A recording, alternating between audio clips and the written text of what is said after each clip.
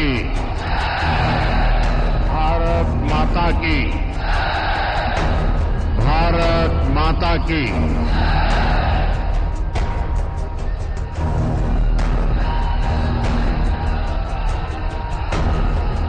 प्रभू श्री रामचंद्राच्या पावन भूमीमध्ये आणि श्री रघुजी भोसले महाराजांच्या शौर्याचा वारसा लाभलेल्या या रामटेकाच्या पावन भूमीला माझा साष्टांग नमस्कार।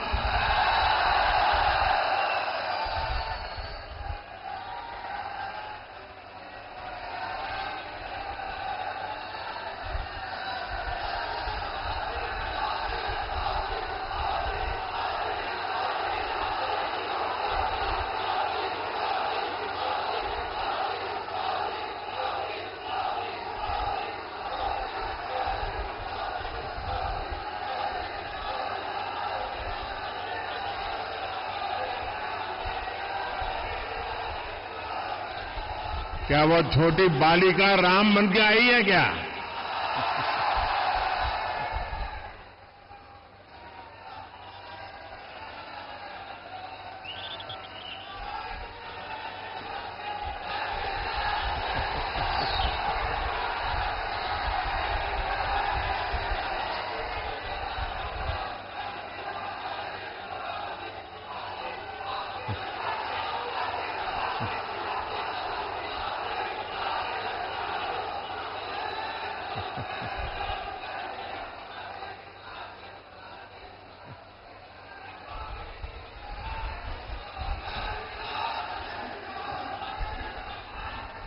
इस पावन धरा से मैं महान त्यागी बाबा जुमदेव जी, गोंड राजा भक्त बुलंदशाह और बाबा साहब आंबेडकर को भी नमन करता हूं। यहां बाबा जुमदेव जी ने परमात्मा एक सेवा मंडल, इसके माध्यम से जो नशा मुक्ति का अभियान चलाया है, उसकी जितनी प्रशंसा की जाए वो कम है। मैं इस अभियान से जुड़े सभी लोगों की सराहना करता हूं। साथियों, शाम हो रही है, लेकिन आपका उत्साह देखकर लगता है कि अभी दिन शुरू ही हुआ है।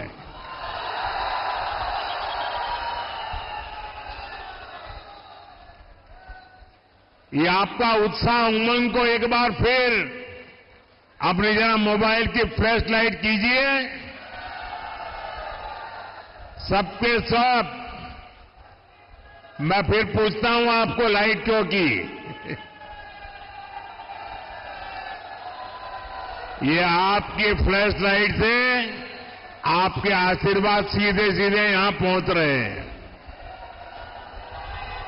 ये आपकी फ्लैश लाइट 19 तारीख को ज्यादा से ज्यादा मतदान करने का संकल्प है। ये जोश है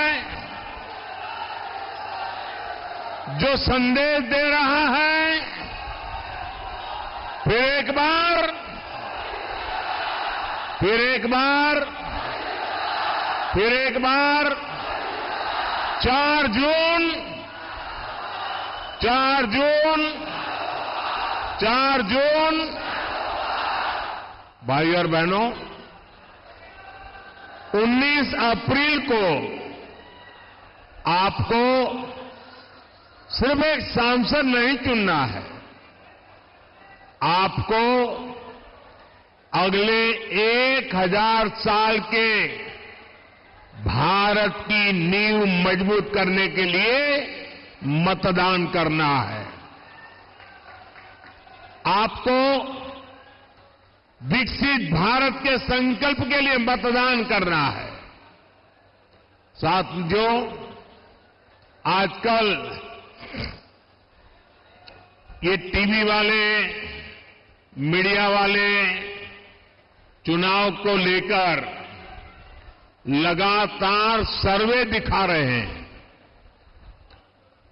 इस सर्वे में एनडीए की बम्पर जीत दिखाई दे रही है।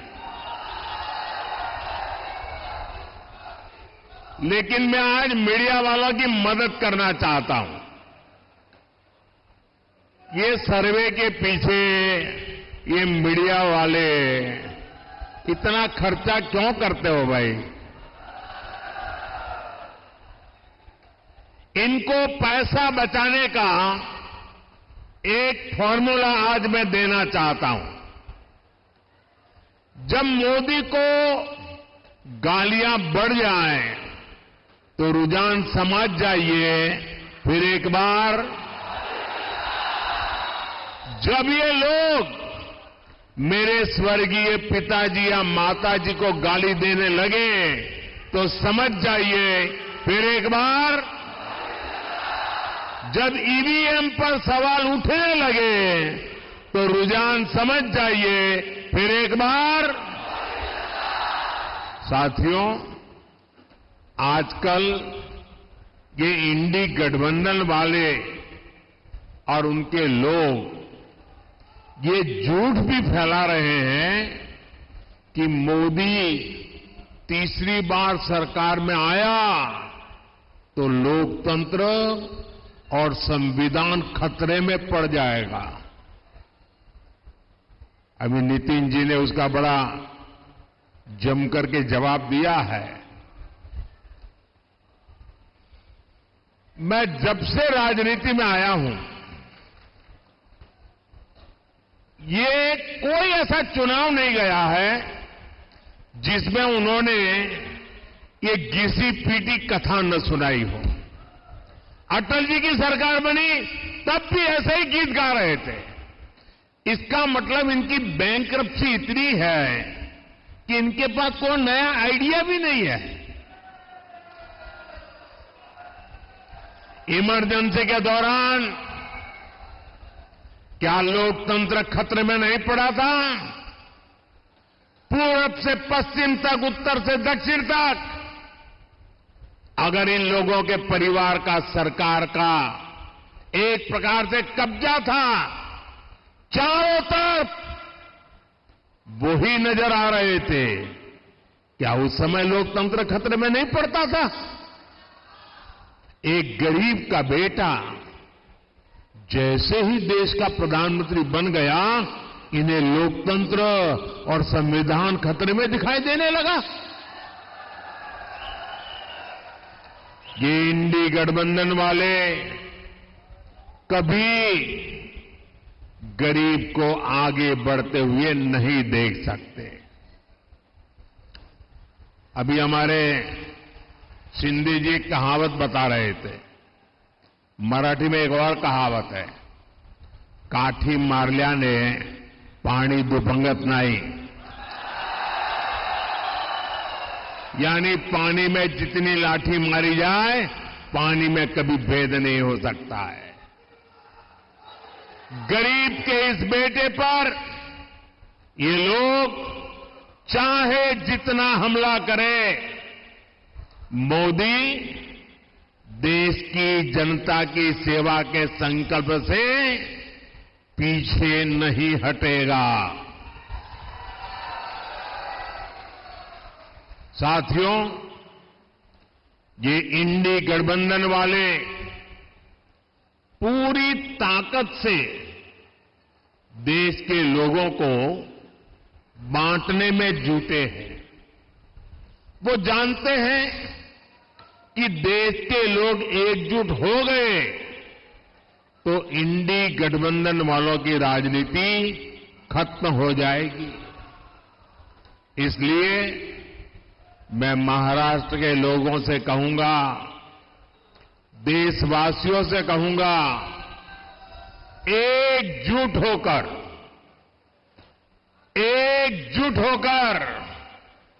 देश के नाम पर वोट दीजिए।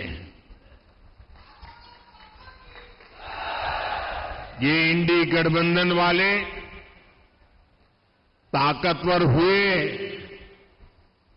तो देश को खंड खंड कर देंगे।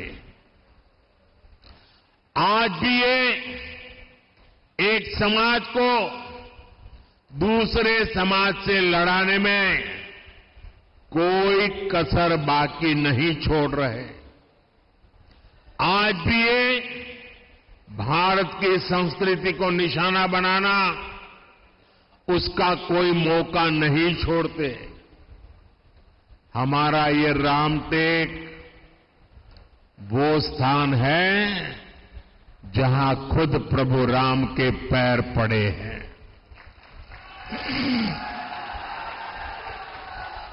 इस बार रामनवमी पर अयोध्या में हमारे रामलला टेंट में नहीं, भव्य मंदिर में दर्शन देंगे। 500 साल बाद ये पल आ रहा है। सो रामटेक को, पूरे महाराष्ट्र को, पूरे देश को अद्भुत आनंद हो रहा है। लेकिन हम ये न भूलें कि जब प्राण प्रतिष्ठा का अवसर आया तो इन इंडी गठबंधन वालों ने इसका भी बहिष्कार किया, निमंत्रण को ठुकरा दिया। ये लोग सनातन पर हमले करते हैं, सनातन को खत्म करने की सौगंध लेने वालों के साथ रैलियां करते हैं। साथियों, आजकल नवरात्रि का पर्व है, शक्ति की उपासना का पर्व है। ये लोग हिंदू धर्म की शक्ति को भी समाप्त करना चाहते हैं। आप मुझे बताइए, क्या ऐसे इंडी गठबंधन वालों को महाराष्ट्र में एक भी सीट जीतने देंगे? एक भी सीट जीतने देंगे? उनको इनके पापों की सजा मिलनी चाहिए कि नहीं मिलनी चाहिए? ये चुनाव में वोट देकर के उनको सजा देंगे कि नहीं देंगे? साथियों, भारतीय जनता पार्टी, शिवसेना, एनसीपी, ये सब मिलकर के आज आपके पास आए हैं।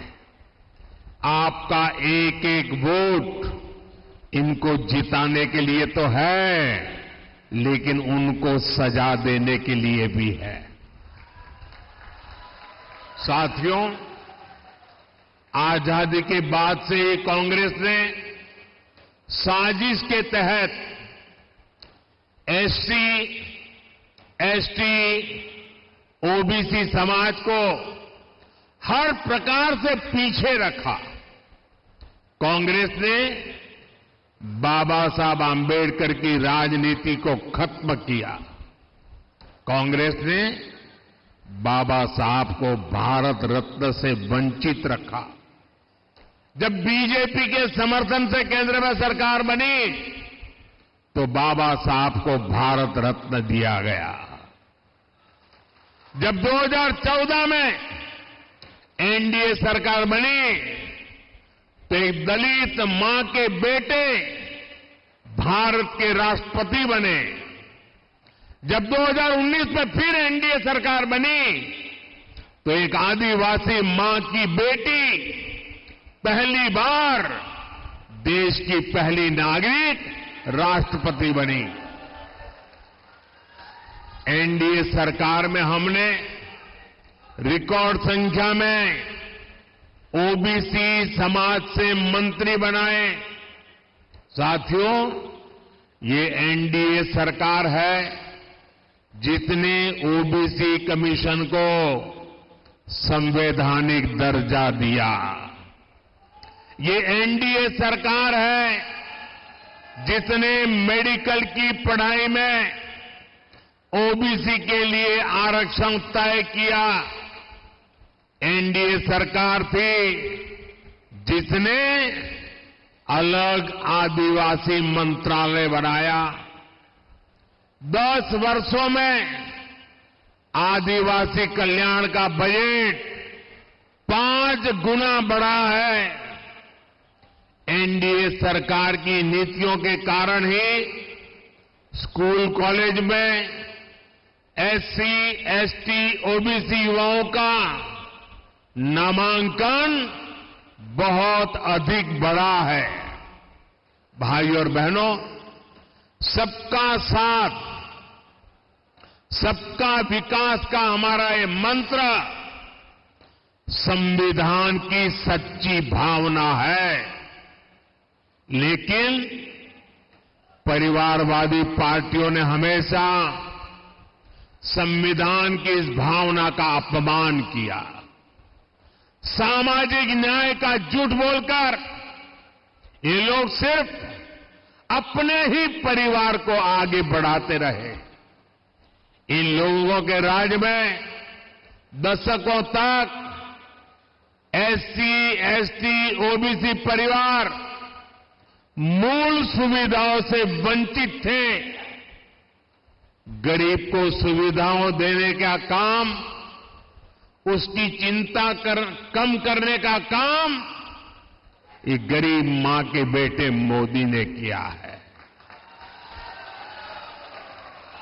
आज जब मोदी 100% लाभार्थियों को 100% योजनाओं के लाभ की गारंटी देता है, तो यही सच्चा सामाजिक न्याय है।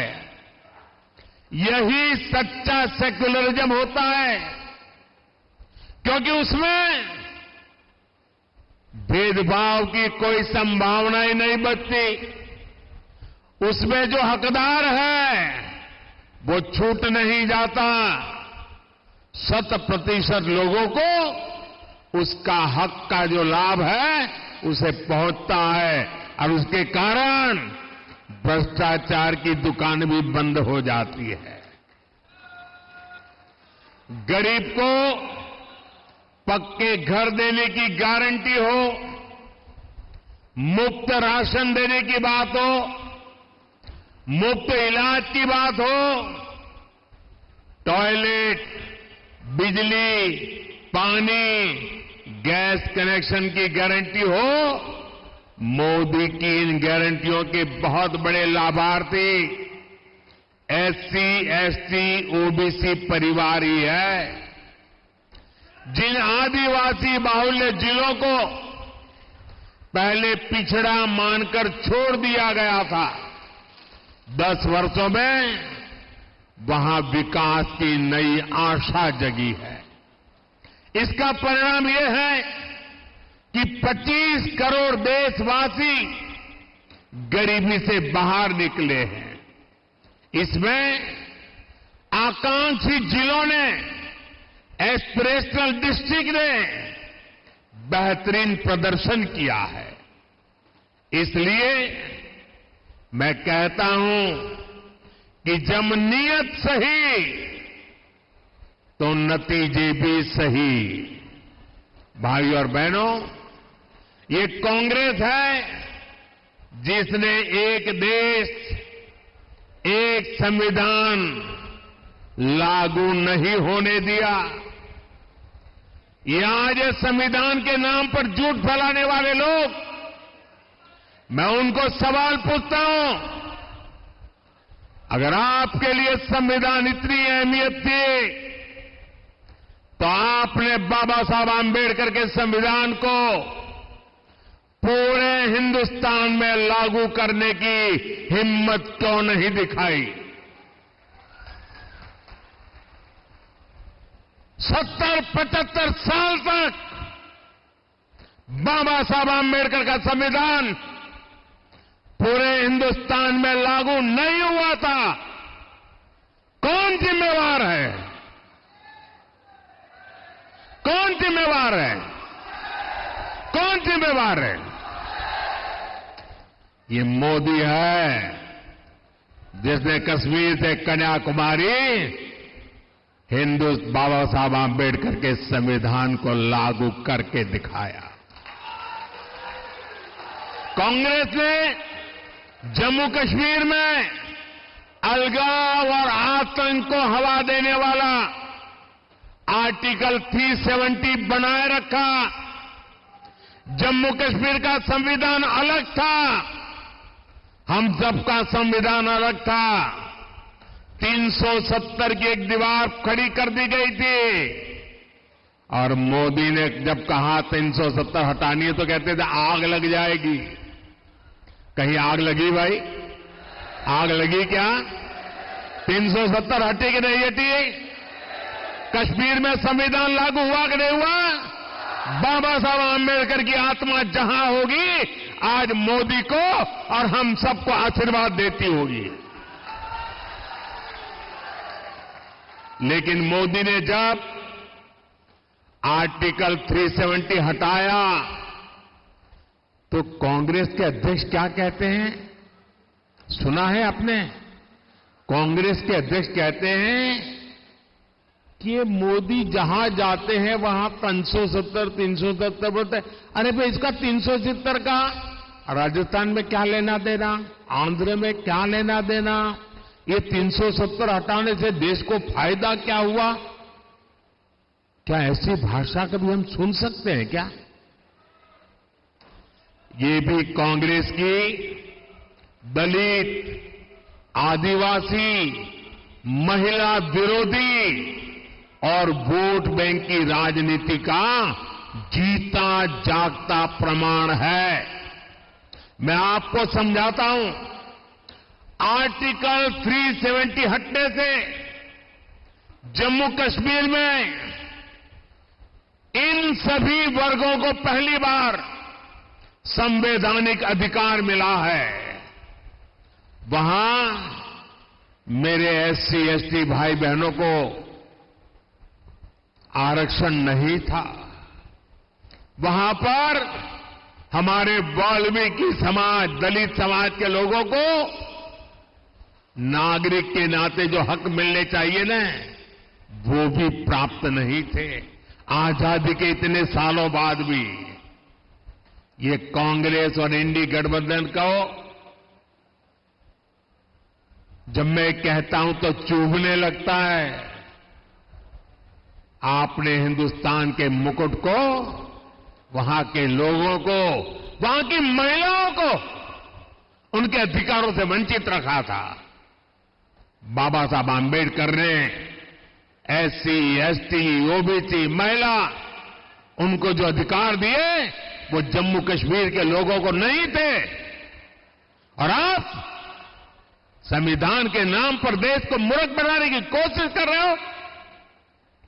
भाइयों बहनों, कांग्रेस नागरिकता देने वाले कानून सीएए का भी विरोध कर रही है, क्योंकि इसके भी सबसे बड़े लाभार्थी दलित है, बौद्ध अनुयायी है।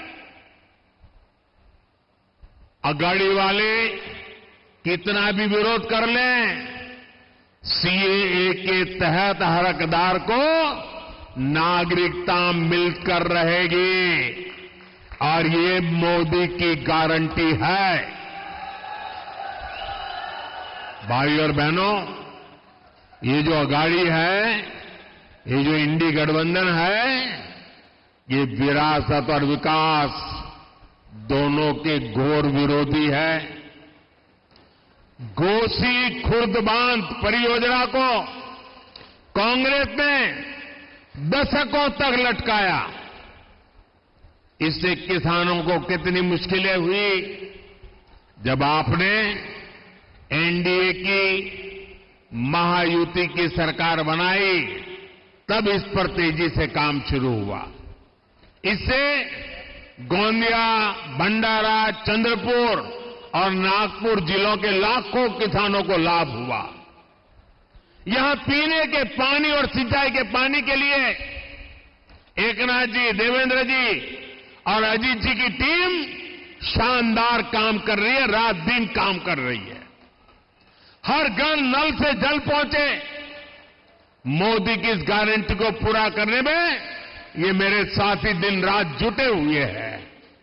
साथियों, विकसित भारत के निर्माण में हमारे किसान एक मजबूत स्तंभ है। महाराष्ट्र में पीएम स्वनिधि के तहत हजारों करोड़ रुपए किसानों के खाते में पहुंचे हैं। आने वाले 5 सालों में हम दलहन और तिलहन में आत्मनिर्भर होना चाहते हैं। 2014 से पहले कांग्रेस की सरकार ने करीब 600 करोड़ रुपए की दाल एमएसपी पर खरीदी थी और उस समय कृषि मंत्री कौन थे वो आपको मालूम है, याद है ना? आजकल वो भी मुझे गाली देने की कतार में खड़े हो गए। सिर्फ 600 करोड़ की दाल हमने 10 सालों में करीब 1.25 लाख करोड़ रुपए दलहन और तिलहन किसानों को एमएसपी रूप में दिए हैं। फर्क साफ दिखता है। भाई और बहनों, नागपुर और विदर्भ का पूरा क्षेत्र आज आधुनिक सुविधाओं से सुसज्जित हो रहा है। आज नागपुर में IIM, IIIT, AIIMS, national law university है। आज नागपुर में मेट्रो की रफ्तार है। गोंदिया में बिरसी एयरपोर्ट का विस्तार हो रहा है। अमरावती में टेक्सटाइल पार्क बन रहा है। रामायण सर्किट और बुद्ध सर्किट पर भी काम हो रहा है, जो टूरिज्म को बहुत बढ़ावा देने वाला है। बाला साहब ठाकरे महाराष्ट्र समृद्धि महामार्ग से इस पूरे क्षेत्र का कायाकल्प होने जा रहा है। ऐसा विकास एक ईमानदार, मजबूत और स्थिर एनडीए सरकार ही कर सकती है। साथियों, 10 सालों में विकास के बहुत सारे काम हुए हैं, लेकिन ये तो ट्रेलर है।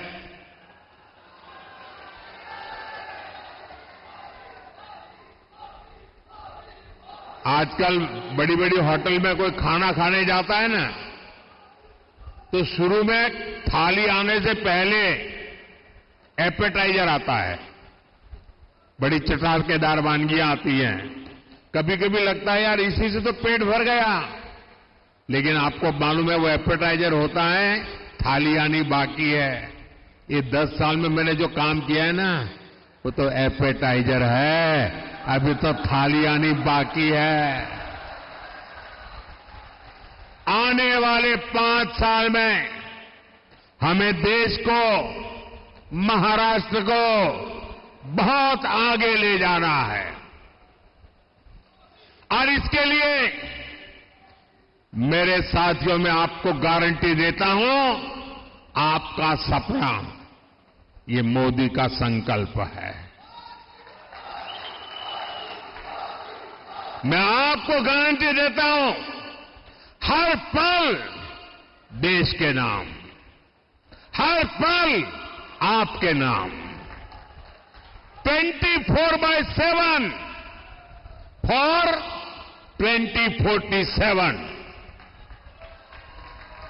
और इसके लिए 19 अप्रैल को रामटेक से राजू पारवे जी, भंडारा गोंदिया से सुनील जी और नागपुर से भाई नितिन गडकरी जी को भारी मतों से विजयी बनाना है। एनडीए के हर कैंडिडेट को मिला वोट मोदी को मजबूत करेगा। लेकिन इसके लिए मेरी एक अपेक्षा है, पूरी करोगे? जरा सब पे सब बताइए, पूरी करोगे? गर्मी कितनी ही क्यों न हो, कितनी ही गर्मी क्यों न हो, सुबह सुबह ज्यादा से ज्यादा मतदान करना है। करोगे? लोगों से मतदान करवाओगे? मतदान के पुराने सारे रिकॉर्ड तोड़ोगे? मेरा एक और काम है, करोगे? हमें हर पोलिंग बूथ जीतना है। जीतोगे? हर पोलिंग बूथ जीतना है इस बार। हर पोलिंग बूथ का रिकॉर्ड तोड़ना है। तोड़ोगे? अच्छा, मेरा एक और काम है, करोगे? ये मेरा पर्सनल काम है, करोगे? पक्का करोगे? देखिए, आप चुनाव प्रचार में घर घर जा रहे हैं, तो लोगों को जरूर घर में जाकर के बताना कि मोदी जी रामटेक आए थे और मोदी जी ने आप सबको राम राम कहा है। मेरे राम राम पहुंचा दोगे? हर घर में पहुंचा दोगे? जब माताओं बहनों को, बुजुर्गों को मेरा राम राम कहोगे ना, तो वो मुझे आशीर्वाद देंगे। वो आशीर्वाद मुझे ऊर्जा देता है आपके लिए जीने के लिए, आपके लिए जूझने के लिए, आपके लिए दौड़ने के लिए, आपके लिए दिन रात खपाने के लिए मुझे वहां से ताकत मिलती है। और इसलिए ये मेरा व्यक्तिगत काम है। आप घर घर जाकर के हर एक को मेरा राम राम पहुंचाओगे? पक्का पहुंचाओगे? मेरे साथ बोलिए, भारत माता की, भारत माता की, भारत माता की, वंदे वंदे वंदे वंदे वंदे वंदे वंदे। बहुत बहुत धन्यवाद।